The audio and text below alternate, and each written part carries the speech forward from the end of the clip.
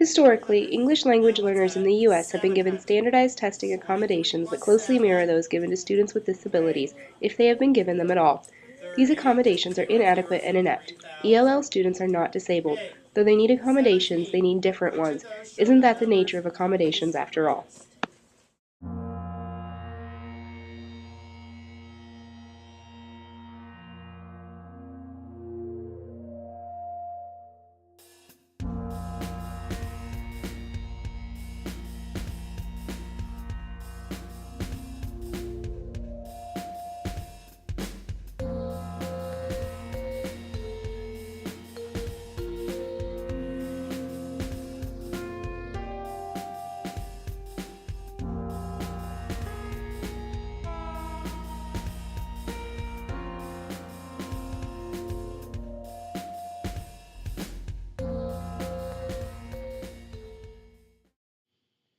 To investigate how the students of Indiana are affected by ISTEP issues, we interviewed Bev Grover, principal of Elwood Elementary.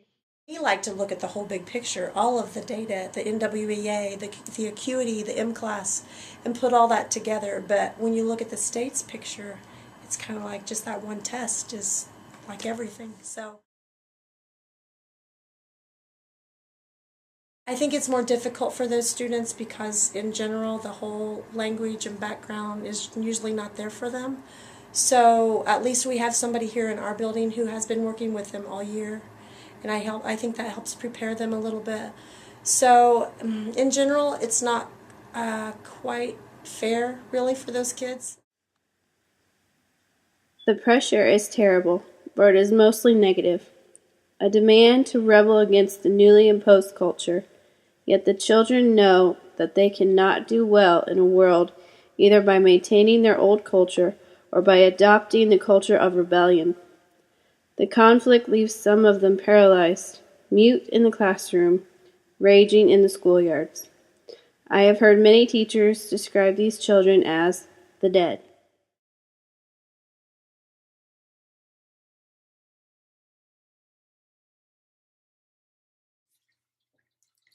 In 1970, the Office of Civil Rights declared that it was a violation of Title VI of the Civil Rights Act of 1964 to deny students an equal education because of an inability to speak the language.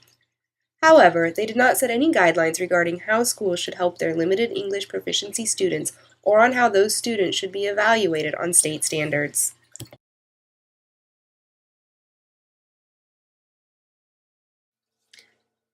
Most importantly, it is critical that we campaign for our students. We must know what rights they have to accommodations in the present and make sure they get them.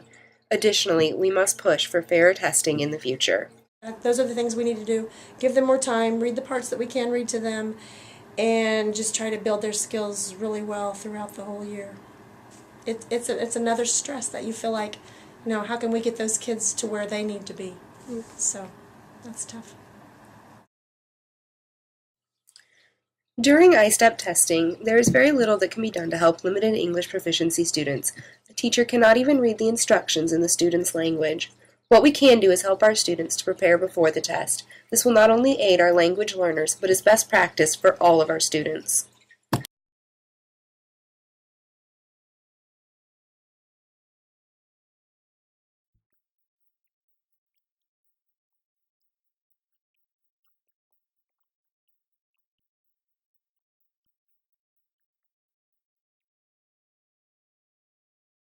Major reading, major reading.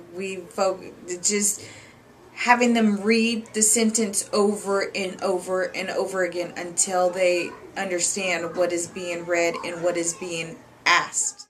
They would fail just because they have no chance already. I just feel like some teachers just don't really care to take the time and make them modifications that they need. Don't take the time to sit down with them and work with them one-on-one.